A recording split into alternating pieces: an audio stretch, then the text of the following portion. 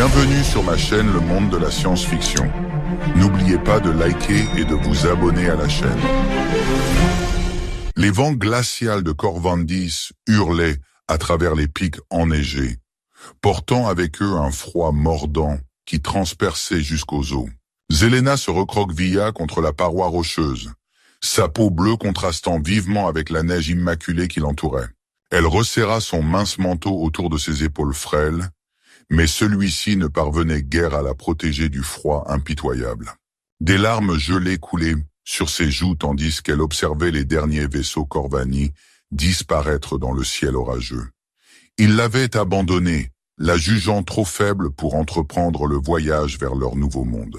À seulement 16 cycles révolus, elle se retrouvait maintenant complètement seule sur cette planète hostile et impitoyable. Lorsque la nuit tomba et que la température chuta davantage, Zelena comprit qu'elle devait trouver un abri ou mourir de froid. Ses jambes tremblaient de fatigue et de froid alors qu'elle titubait dans la neige de plus en plus profonde. Le vent fouettait ses longs cheveux sombres sur son visage, obscurcissant sa vision. Juste au moment où elle pensait ne plus pouvoir continuer, Zelena aperçut une ouverture sombre dans la montagne devant elle. Une grotte. Avec ses dernières forces, elle se traîna à l'intérieur et s'effondra sur le sol rocheux. Alors que l'inconscience la gagnait, la dernière pensée de Zelena fut qu'au moins elle mourrait avec un toit au-dessus de sa tête. Quelques heures plus tard, Zelena fut réveillée en sursaut par un rugissement assourdissant. Le sol tremblait violemment sous elle tandis qu'une lumière aveuglante emplissait la grotte. Désorientée et terrorisée, elle rampa plus profondément dans les ombres. La lumière s'estompa, remplacée par des volutes de fumée et l'odeur âcre du combustible brûlant. Zelena pouvait entendre des voix maintenant, des voix inconnues parlant une langue qu'elle ne comprenait pas. La curiosité l'emporta sur sa peur et elle rampa vers l'avant pour jeter un coup d'œil hors de la grotte. Ce qu'elle vit la fit sursauter. Un énorme vaisseau métallique gisait brisé et fumant sur le flanc de la montagne, ses débris éparpillés dans la neige. Et émergeant de l'épave se trouvaient des créatures comme Zelena n'en avait jamais vues. Ils marchaient sur deux jambes comme les Corvani, mais leur peau présentait des nuances de brun et de rose plutôt que de bleu. Leurs oreilles étaient étrangement arrondies et leurs yeux d'une variété de couleurs. Des humains. Zelena avait entendu des histoires à leur sujet, mais n'avait jamais rêvé qu'elle en verrait un en personne. Elle observa avec fascination ces êtres qui trébuchaient dans la neige, visiblement désorientés. L'un d'eux, un homme de grande taille aux cheveux noirs coupés courts, semblait être le chef. Il aboyait des ordres aux autres, pointant et gesticulant. Sous sa direction, ils commencèrent à extraire des provisions et de l'équipement du vaisseau écrasé. Zelena savait qu'elle devrait rester cachée. Ces aliens pourraient être dangereux. Mais en les observant lutter dans ces conditions difficiles, son cœur se serra pour eux. Ils étaient clairement mal préparés au climat brutal de Corvandi. Sans aide, ils mourraient probablement de froid avant l'aube. Prenant une profonde inspiration, Zelena sortit de la grotte et se montra. Immédiatement, toute activité cessa alors que les humains se tournaient pour la regarder fixement. Elle leva les mains dans ce qu'elle espérait être un geste non menaçant. « Bonjour », dit-elle avec hésitation dans sa langue. « Avez-vous besoin d'aide ?» Le chef aux cheveux noirs s'avança vers elle, sa main reposant sur l'arme à sa hanche. Ses yeux gris perçants l'étudiaient intensément. « Qui êtes-vous » exigea-t-il, sa main se crispant sur son arme. « Parlez ou je tire » Zelena recula instinctivement, levant les mains plus haut. « Attendez !»« Je m'appelle Zelena. Je suis une Corvani. Cette planète était mon foyer avant que mon peuple ne m'abandonne. » Sa voix trembla. Plusieurs secondes tendues s'écoulèrent. Moreau étudia son visage, cherchant des signes de mensonge.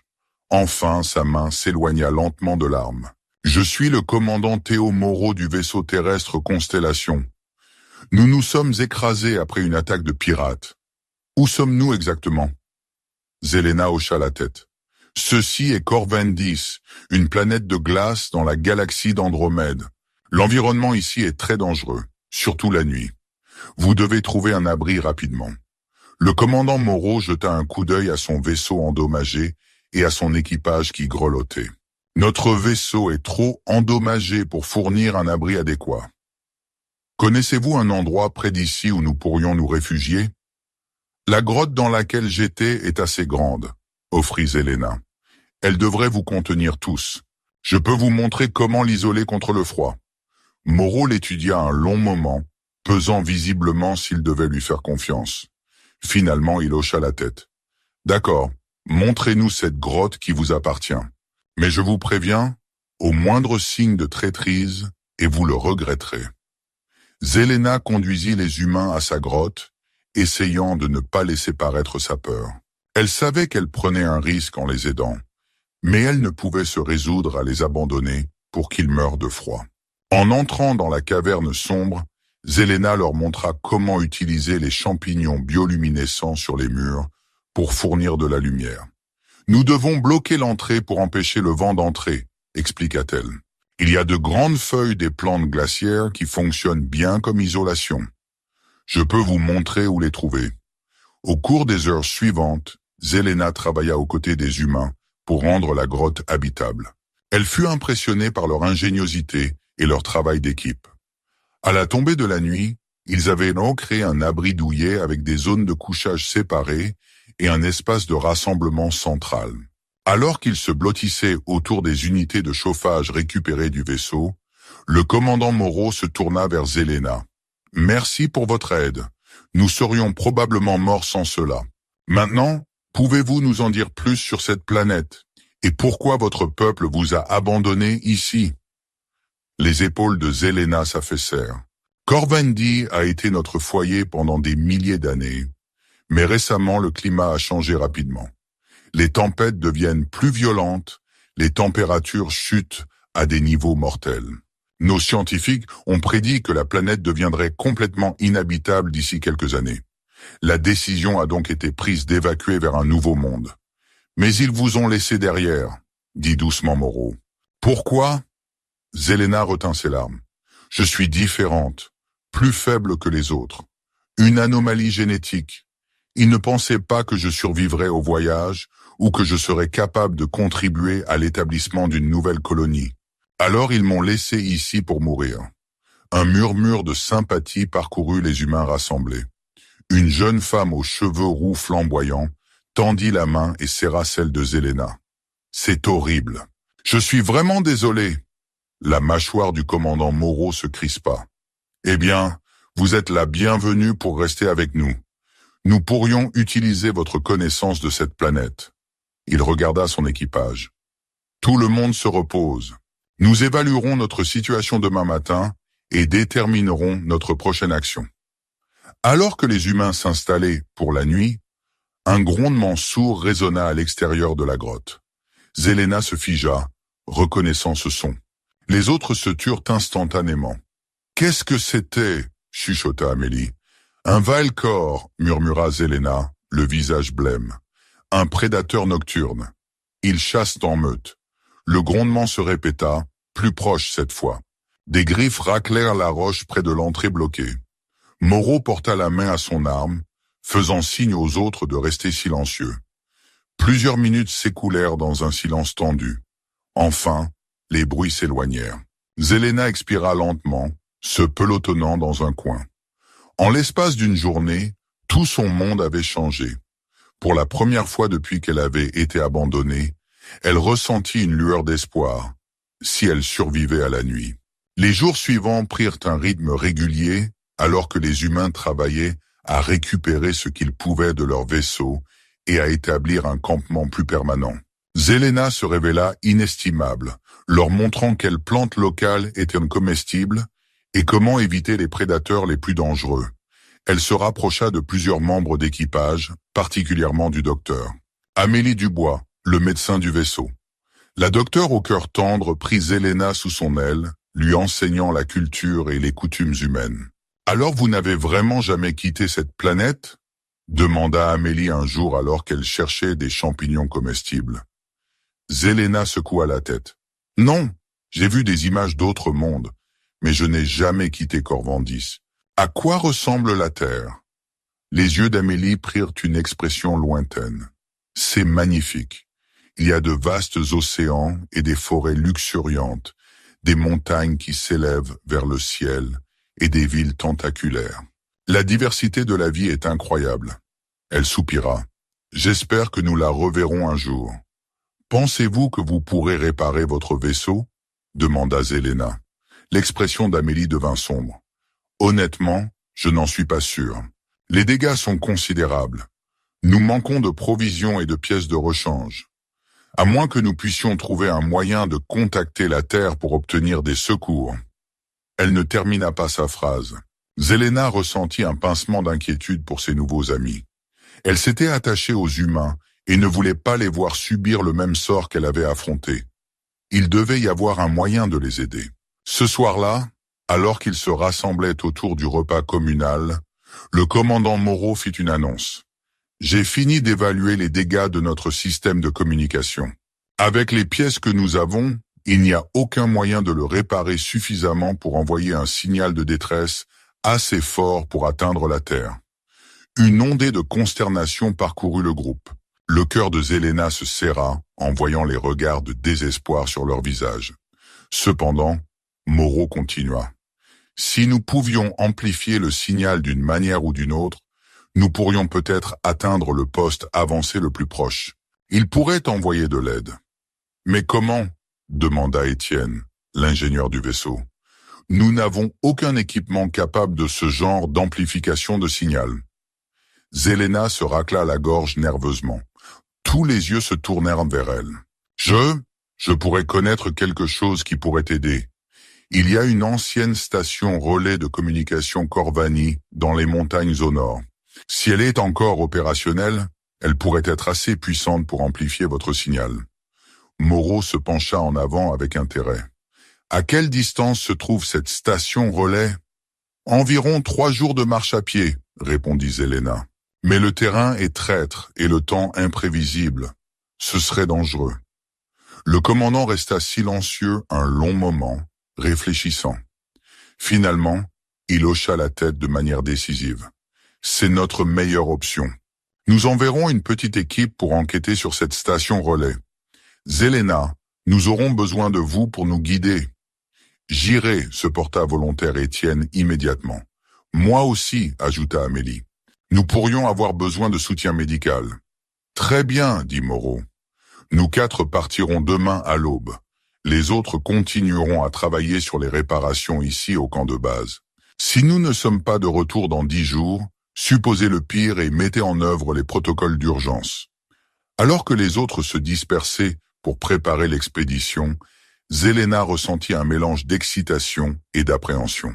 Elle n'avait jamais voyagé aussi loin de chez elle auparavant, mais elle était déterminée à faire tout ce qu'elle pouvait pour aider les humains qui lui avaient montré tant de gentillesse. Le lendemain matin se leva clair et froid alors que le petit groupe se mettait en route. Zelena menait le chemin, ses yeux perçants choisissant le sentier le plus sûr à travers le terrain accidenté. Ils firent de bons progrès le premier jour, couvrant près d'un tiers de la distance jusqu'à la station relais. Alors qu'ils installèrent le camp cette nuit-là, blotti autour d'un petit générateur de chaleur, Étienne se tourna vers Zelena avec curiosité. « Votre peuple, qu'est-ce qui s'est vraiment passé ?» Zelena pointa vers l'horizon où, dans la lumière mourante, émergeait une vision de cauchemar. Sous une épaisse couche de glace transparente, une métropole entière gisait parfaitement préservée. Des tours de cristal bleu, des véhicules figés dans leur course, des silhouettes sombres dans les rues, comme si 3 millions d'âmes avaient été instantanément pétrifiées. « Valandor, chuchota-t-elle, ma cité natale. » Le silence qui suivit en dit plus que tous les discours. « C'est affreux, » dit doucement Amélie. « Abandonner son propre peuple comme ça. » Zelena haussa les épaules. Il voyait cela comme assurer la survie de notre espèce. Les besoins du plus grand nombre l'emportent sur les besoins de quelques-uns. Cela ne le rend pas juste pour autant, grommela Étienne. Peut-être pas, dit le commandant Moreau. Mais nous ne pouvons pas juger une civilisation entière sur des informations limitées. Pour le moment, nous devons nous concentrer sur notre propre survie. Il fixa Zelena d'un regard intense. Êtes-vous certaine de pouvoir trouver cette station relais? Zelena hocha fermement la tête. Oui, j'ai étudié les anciennes cartes de manière approfondie. Tant que les points de repère n'ont pas trop changé, je peux nous y conduire. Bien. Reposez-vous tous. Nous avons une longue journée qui nous attend demain. Alors que Zelena s'endormait cette nuit-là, elle se sentit vraiment optimiste pour la première fois depuis des années. Ces humains lui avaient donné un sentiment renouvelé de but. Quels que soient les défis à venir, elle était déterminée à les aider à réussir. Les 2 jours suivants de voyage se révélèrent épuisants. Ils luttèrent contre des vents féroces et de la glace traître en grimpant plus haut dans les montagnes. Zelena fut impressionnée par la résilience des humains. Malgré les conditions difficiles, ils continuèrent sans se plaindre. L'après-midi du 3e jour, alors qu'ils atteignaient une haute crête, Zelena poussa un cri d'excitation. « Là! Vous la voyez ?» Dans la vallée en contrebas, à peine visible à travers la neige tourbillonnante, se dressait une structure massive en forme de parabole, la station relais. « Eh bien, ça alors ?» siffla Étienne. « La gamine l'a vraiment trouvé. » Ils descendirent prudemment la pente raide, atteignant finalement la base de la station alors que l'obscurité tombait. De près, la structure était encore plus impressionnante. Facilement 100 mètres de haut, avec un réseau d'antennes qui jaillissait de sa surface. On dirait qu'elle a encore de l'énergie, nota Moreau en pointant vers une faible lueur bleue qui émanait de l'intérieur. Espérons que les systèmes sont encore opérationnels. Étienne, voyez ce que vous pouvez faire pour nous faire entrer. Nous autres, nous installerons le camp. Il fallut à Étienne près d'1 heure pour contourner les anciens protocoles de sécurité Corvanie, mais finalement les portes massives s'ouvrirent avec un grincement de métal protestère. En entrant dans la chambre principale caverneuse, des rangées d'ordinateurs aliens scintillèrent à la vie, les baignant dans une lueur bleue étrange. « Fascinant !» souffla Amélie, passant sa main sur une console couverte de symboles étranges. « La technologie ici est incroyable. »« Pouvez-vous comprendre quelque chose ?» demanda Moreau. Zelena mordit sa lèvre incertainement. « Quelque chose. Je reconnais des parties de l'interface dans nos archives historiques, mais beaucoup de ceci dépasse mes connaissances. » Étienne était déjà enfoncé jusqu'au coude dans un panneau d'accès ouvert. Les systèmes principaux semblent être intacts. Avec un peu de travail, je pense que je peux interfacer notre équipement de communication avec le réseau principal. Cela prendra du temps, cependant. Moreau hocha la tête. Faites ce que vous pouvez. Zelena, aidez Étienne comme vous le pouvez. Amélie et moi nous sécuriserons le périmètre et installerons un camp de base temporaire. Nous travaillerons par équipe pour terminer cela aussi rapidement que possible. Au cours des jours suivants, ils travaillèrent sans relâche pour remettre l'ancienne station relais en ligne. Étienne se révéla être un faiseur de miracles, parvenant d'une manière ou d'une autre à intégrer leur technologie terrestre avec les systèmes aliens. La connaissance de Zelena de la langue Corvanie se révéla cruciale pour déchiffrer la programmation de la station. Finalement, le 5e jour, Étienne poussa un cri de triomphe. « Je pense qu'on l'a! Le signal est prêt à transmettre. Nous avons juste besoin d'entrer les coordonnées pour le poste avancé le plus proche. » Moreau entra rapidement les données nécessaires. Avec un bourdonnement bas, la parabole massive au-dessus d'eux commença à bouger, s'alignant. « Transmission en cours maintenant », annonça Étienne. Pendant plusieurs minutes tendues, ils attendirent. Puis une lumière sur la console commença à clignoter. « Nous recevons une réponse !» s'exclama Étienne. Moreau se pencha, écoutant attentivement le message crépitant. Quand il se redressa, il souriait largement. « Ils ont accusé réception de notre appel de détresse. Un vaisseau de secours est en cours d'envoi. Il devrait nous atteindre dans les 2 semaines. » Une acclamation monta du groupe. Ils avaient réussi. Bientôt, ils rentreraient chez eux.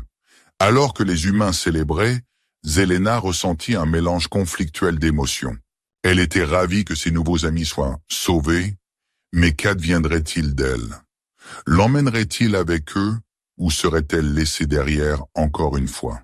Ces inquiétudes durent transparaître sur son visage, car Amélie vint et passa un bras autour de ses épaules. « Hé, qu'est-ce qui ne va pas?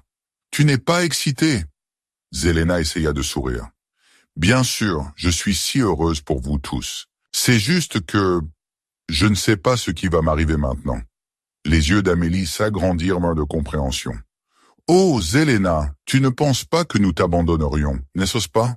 Tu viens avec nous, bien sûr. »« Vraiment ?» balbutia Zelena. « Vous le pensez vraiment ?»« Absolument, » dit le commandant Moreau en les rejoignant. « Tu as plus que mérité une place parmi notre équipage.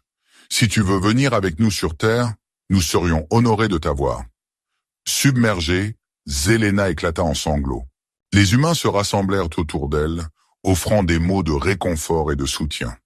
Pour la première fois de sa vie, Zelena se sentit vraiment acceptée. Elle avait trouvé une nouvelle famille. Les 2 semaines suivantes passèrent dans un flou d'activités. Ils récupérèrent ce qu'ils purent de la station relais, se préparant pour le long voyage à venir.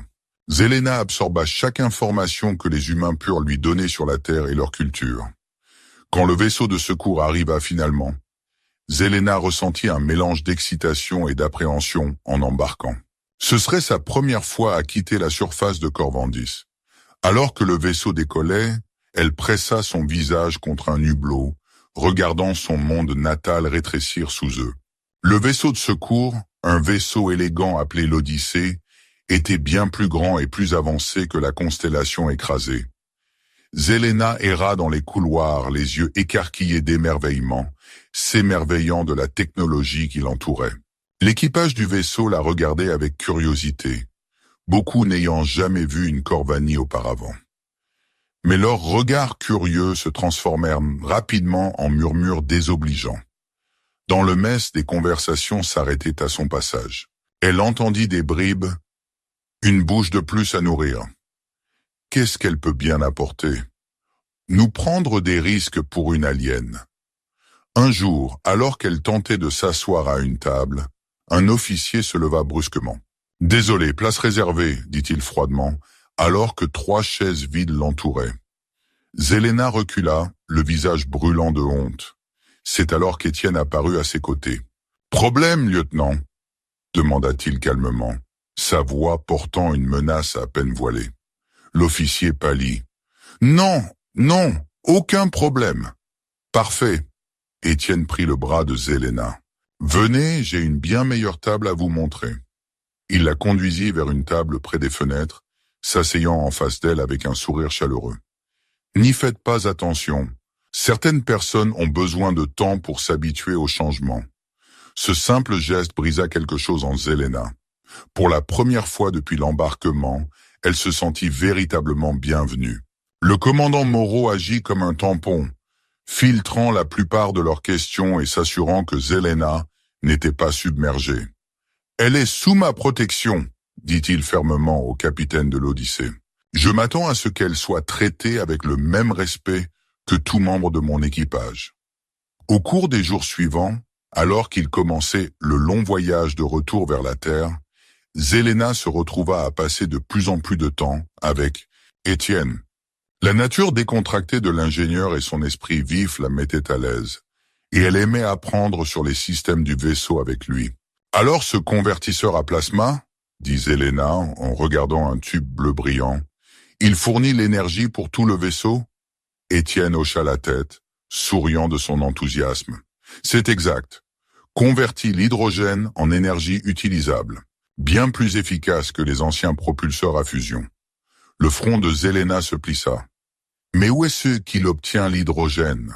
Sûrement vous ne transportez pas assez de carburant pour un si long voyage. »« Ah, c'est là toute la beauté, » dit Étienne. Il se lança dans une explication détaillée de comment les rampes magnétiques du vaisseau collectaient les atomes d'hydrogène libres de l'espace pendant qu'il voyageait. Alors qu'il parlait, Zelena se surprit à étudier son visage, le brun chaud de ses yeux, la courbe de ses lèvres quand il souriait. Un frisson d'une émotion inconnue s'agita dans sa poitrine. Elle détourna rapidement le regard, ses joues prenant une teinte plus profonde de bleu. Si Étienne remarqua sa réaction, Il ne fit aucun commentaire. Mais Zelena le surprit à la regarder plus souvent après cela, une expression pensive sur le visage. Pendant ce temps, le docteur Dubois avait pris sur elle de donner à Zelena un cours accéléré en biologie et culture humaine. Elle passait des heures chaque jour à passer en revue tout, de l'anatomie de base aux coutumes sociales complexes. « Alors les humains s'unissent pour la vie ?» demanda Zelena, fascinée par le concept du mariage. Amélie rit.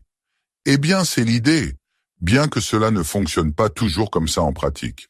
Les relations peuvent être compliquées. » Zelena hocha lentement la tête. « Je pense que je commence à comprendre cela, » dit-elle doucement, pensant à ses sentiments confus pour Étienne.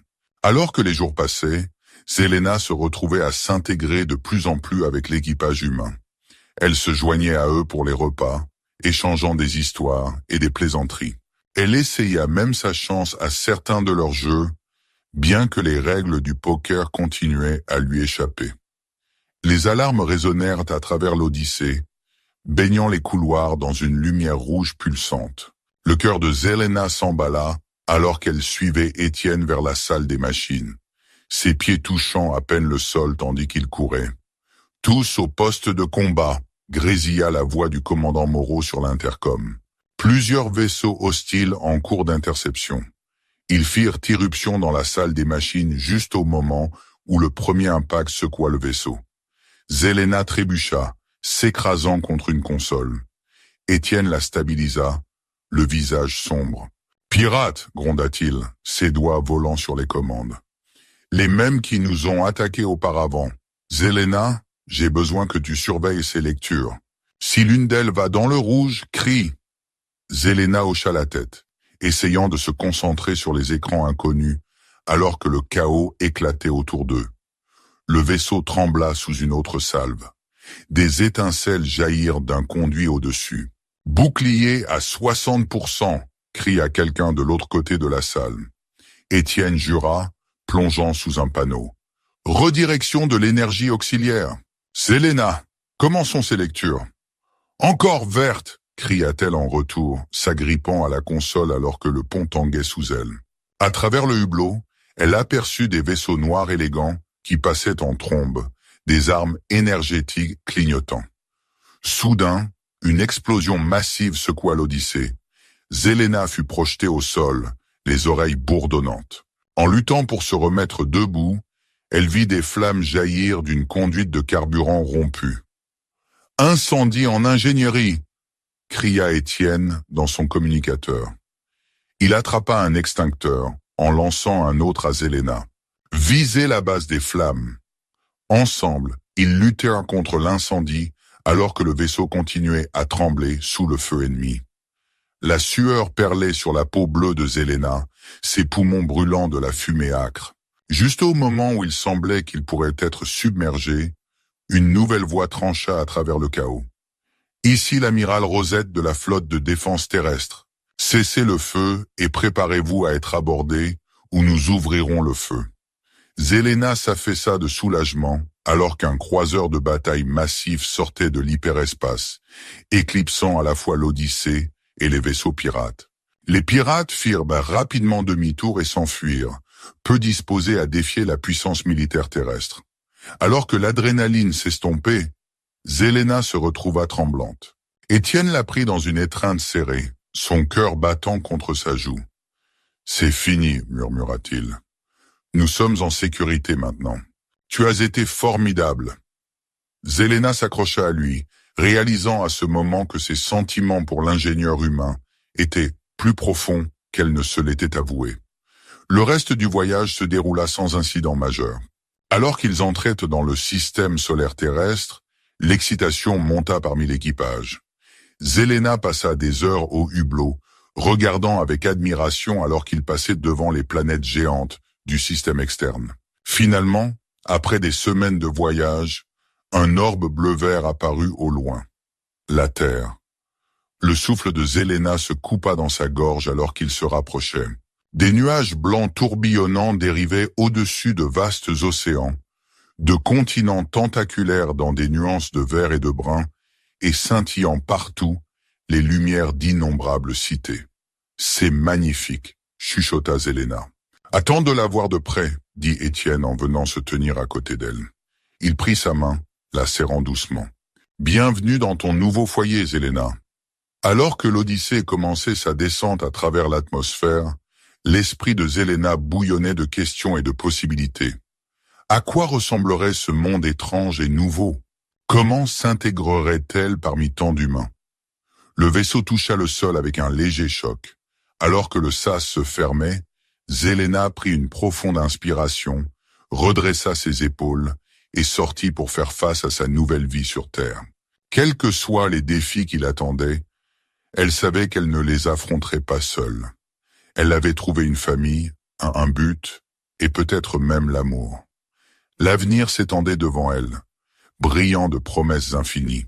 En posant le pied sur le sol terrestre pour la première fois, Zelena leva les yeux vers le ciel bleu alien et sourit. Elle était chez elle.